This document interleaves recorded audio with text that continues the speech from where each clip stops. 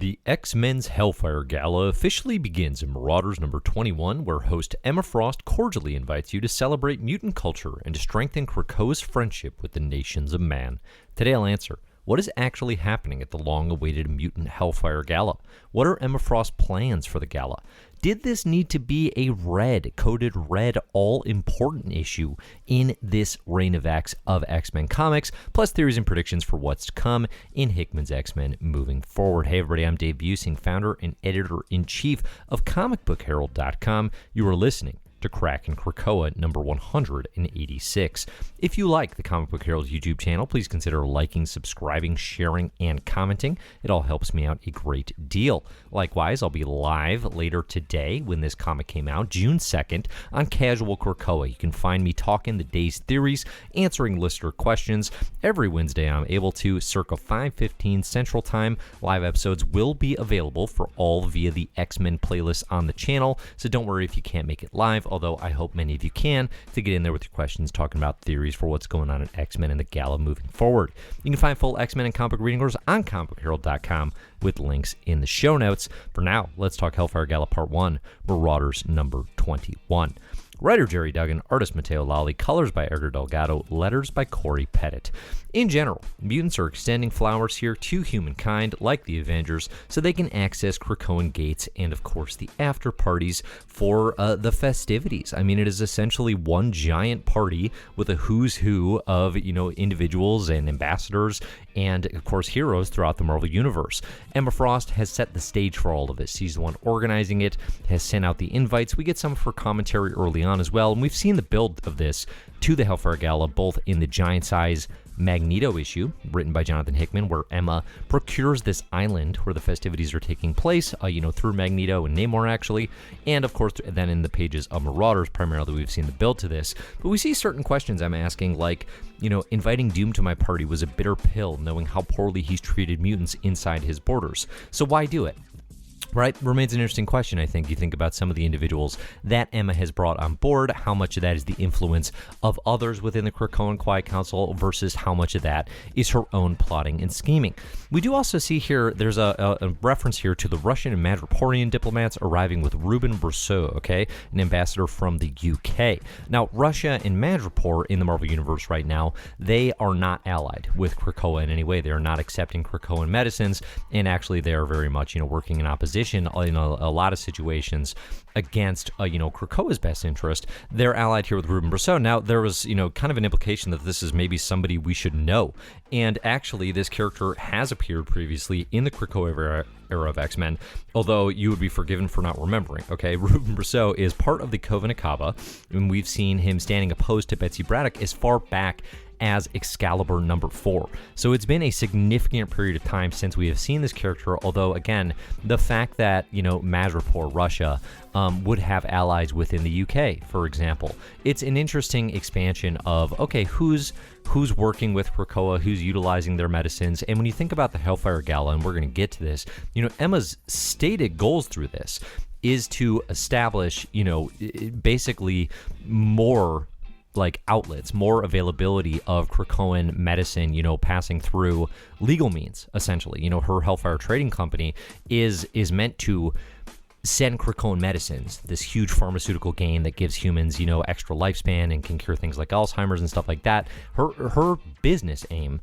is to get that far and wide as legally as possible. And then, of course, you have the Sebastian Shaw side of things, you have the Hellfire side of things, where they're like, yeah, we'll also sell them on the black market. It's not a big deal. But the stated aim is to actually avoid that. So Ruben Brosseau, I think, is kind of throwing a wrench in that potentially as a character saying, okay, also the UK, maybe not going to play along.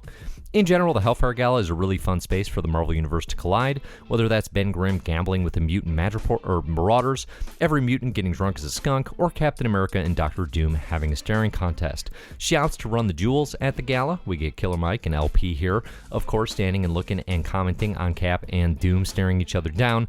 There's a handful of other fun, like real-world celebrity cameos. Conan O'Brien pops up at one point. There are others I'm sure you could spot as well, which does raise some, new and troubling questions about the fact that, I'm pretty sure I exist in the Marvel Universe. I just have not been seen on panel yet, right? Yet. My time may still come.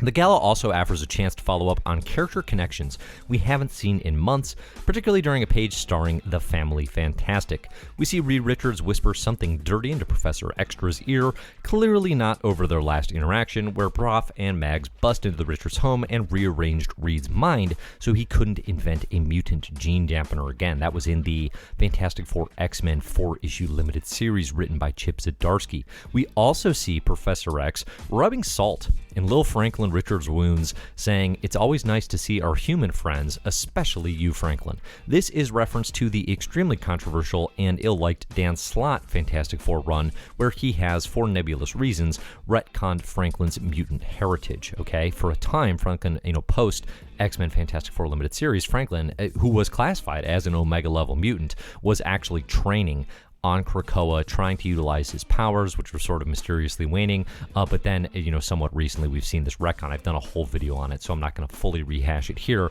But needless to say, Professor X, who was cruel about it then, is cruel about it now. One interaction left fairly mysterious is we see Verendy actually shows up at the gala, okay? And they're plotting diplomatic power moves for their controlling interest in Madripoor. They've been basically the primary antagonist in the pages of Marauders, right? While this is happening, the 5-in-1, the Stepford Cuckoos, reach to Wilhelmina Kensington, who is the White Queen of Kid Hellfire, which is what Verendy is, okay? Hominis Verendy, they used to go by the new Hellfire Club in like the Jason Aaron written Wolverine and the X-Men in the early part of the 2010s. And the 5-in-1, they say we're going to make her remember to now Wilhelmina, okay? Now, as far as I know, this is something new, right? Like I was looking back at Wilhelmina's history. It's possible I just am totally overlooking something, but I don't know like what the established history between these characters would be or what this secret would be that could pop into one of the four Hominis Verendy's leaders here, so I think this is something new. If you know otherwise, definitely let me know in the comments. I would love to hear it. The first theory that comes to mind for me is just like, did they just tell Wilhelmina that she's actually a mutant or something like that, right? Like, could one of the leaders of Hominis actually be a mutant herself? I think that would be potentially interesting.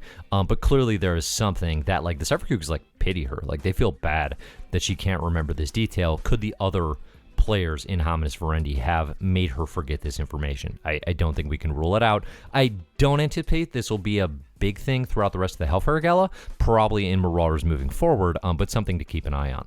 Now, as Emma is conversing throughout, the dignitaries and, Dr. Doom and Captain America throughout her gala, we see an emissary for the Shi'ar brought something for Emma, okay? Says, like, congrats for conquering your home planet, which gives Dr. Doom a boisterous chuckle. I'd say probably the hardest I've ever seen Dr. Doom laugh, which is kind of fun to watch. Matteo Lolli, huge props here. Friend of Comic Book Herald, Matteo Lolli, does a fantastic job throughout this entire oversized issue. I think it is a fantastic looking comic book. But like, there's an interesting thing here where the Shi'ar say like, hey, we have a delivery. We brought it for you, Emma, and Emma doesn't know what they're talking about. Okay, she doesn't. If she worked on it, she doesn't remember it. If she didn't, then it's somebody else like working in her name. Is it possible here that Magneto and Professor X are planning without her knowledge? Right, and it really made me question: is Emma Frost in on the space side of things, okay, right? Because we know going into Planet Size X-Men, which is the middle of the Hellfire Gala, it's clearly going to have these revelations. That is going to be space-based, okay? That is, something is happening there where the X-Men are making moves into space. Is that something that is happening without Emma's knowledge if she's not clued into, like, why the Shi'ar are here at this point? I think that's interesting. So, in, like, big picture terms, Emma says, my hope is that after tonight, there will not be a need for a black market for our medicines. Tonight, we will bring this entire world together. Okay, and how does she plan to do that? Well, Marauders number 21, it's not going to tell us, okay? One of the most interesting parts about this story is that Marauders skips over the announcement that leaves everyone in shock, okay? It leaves all of these dignitaries and business folks, like, they are running out of that facility saying, I can't believe what I just saw. And we even see it with Doctor Strange and Captain America. Doctor Strange saying, like, I don't want to be, like, clearly is bothered by it, right? He's clearly bothered by what he's seen. He doesn't want to lash out, so he says, like, let me go home and think about it. Cap probably has the most, understated response to it, or the most kind of level-headed, and says to Cyclops, you solved one big problem, but I'm worried you might have made an even bigger mess, okay? And again, we don't know what this actually is, okay? We don't see it yet. What do we know? Well, the issue ends with a reprint of classic X-Men number 7, which is the original use of the Hellfire Gala. This is something I've talked about in previous Krakin Krakoas. It's a short story well worth reading, whether you're reading it here or it is available on Marvel Unlimited as well. This story in particular, okay, which deals with the classic, 80s Hellfire Club. You get Sebastian Shaw, you get Emma Frost involved. This is the one and only appearance of Lord Chantel, whose character is going to come back, it would seem, based on the cover in Marauders number 22. And this particular inclusion and just kind of the touch point and the reference point makes me wonder if the big plan is something about never allowing Sentinels again, somehow putting an end to that problem, right? So Captain America says, you solved one big problem, okay? What specifically could that be? Now, in the classic X-Men number 7, this ends with, Sentinels attacking mutant kind, and they actually kill Lord Chantel, who here is a romantic interest of Sebastian Shaw, even though he's a big old jerk. And, that clearly, Sentinels are a major problem in this issue. And again, just machines, versus mutants is a big problem for mutant kind. Could the announcement be something to the effect of their control of, all Sentinel technology? It's possible. That doesn't quite feel right to me. I think what my biggest theory is, most likely, to me, is what is everyone so surprised by? Well, how about mutants showing humanity resurrection? They say to them, you can't kill us anymore. Stop trying and live with us. Remember, resurrection, as much as we've been reading X-Men comics since House of X and Powers of 10 and thinking about how it's very much reality for mutant kind in this era of comics, humanity at large doesn't know about it. This is not something that is publicized. Could this be the point? Could this be the party where they say, hey, by the way, we have these 5, we have resurrection? It's an interesting question because I don't think it's necessarily in the best interest for mutant kind to reveal that secret because it gives humanity sort of a plan of attack. It says, well, if we can disable resurrection, we can really, really hamper them. But it also kind of tells them, like I just said, you can't kill us anymore. Stop trying and live with us. We're not going anywhere, and actually, we're going to outlast all of you. I think that would really change things for humanity in a lot of significant ways. Plus, if you then have Professor X and Magneto and whomever displaying their plans for space, whatever those are, with Omega-level mutants, something, we'll have homes across the galaxy, so even if you kill us here, even if you kill us on Earth, we'll just repopulate elsewhere. That is kind of announcing and really certifying the inevitability of mutants and saying, we're not going anywhere. You have to live with us. You have to. You don't have a choice. We literally cannot die. I think that is probably, to my mind, that's the most likely place that Emma's planning could take this. I think, again, I don't know how cosmic, I don't know how space-based Emma Frost's thinking might be, but I think for her aims, which are very Earth-focused, which are very grounded, thinking about, the Hellfire Trading Company and her role on the Quiet Council of Krakoa, I think announcing resurrection in this fashion at a huge party under the guise of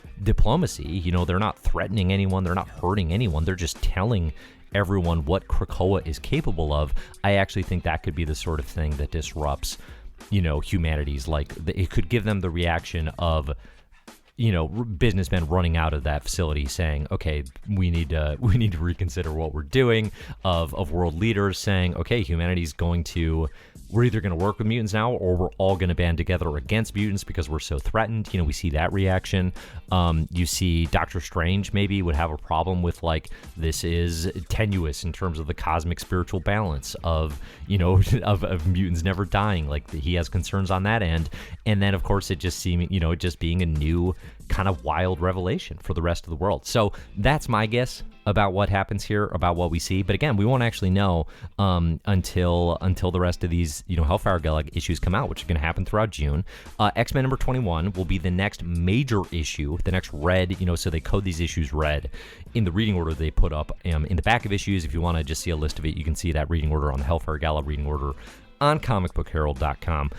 But X-Men number 21 will be, which is part 4 officially of the whole thing, will be the next issue, and then Planet Size X-Men will come 2 weeks from now, where we'll really officially, I think, get, okay, what actually is the plan here, what is the announcement. The Krakoan for this issue, it alludes to Marauders number 22, it says many happy returns. I think this is going to be a focused issue on, again, like I mentioned, Lord Chantel, this character who died in that classic X-Men Hellfire Gala, and is seen on the cover of Marauders number 22, and we'll be coming back. But I think big picture, I'm a little less totally caught up in the Hellfire Gala than I was actually prior to X-Men number 20, just because the revelations there and the upcoming Hickman, Inferno and Moira and Destiny Diary stuff, is coming is bigger to my mind. I'm just more invested in that, but also like I'm really curious what is officially going to happen here in X-Men number 21, and then Planet Size X-Men and Sword number 6 are the other key issues that you have to read in the Hellfire Gala. If you're reading along today with the books that are coming out, it goes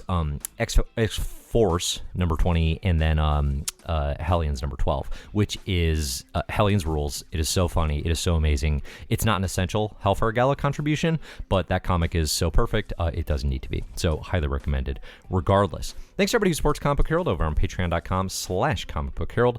Your support is greatly appreciated. Thanks to all the mysterious benefactors. Thank you, Jesse W., Megan Getman, Cole Weathers, Martin Lopez, Brent Bowser, Professor X3769, Richard Renz, Verisimilitude, Terra Nort, Ed Mackey, Clyde to Glide, Pinball Drew, Mike Solomons, Matt Mahoney, and John Samander. Again, your support is greatly appreciated. You can find my stuff over at comicbookherald.com, at Comic Book Herald on social. Look for the best comics ever and My Marvelous Year podcast for more from me. So thanks everybody for listening. Again, I will be live this evening. We're talking like between like 5 and 6:30 Central Time with casual Krakoas. You can look for those pretty much every Wednesday as I am able. But in the meantime, thanks for listening. And as always, enjoy the comics.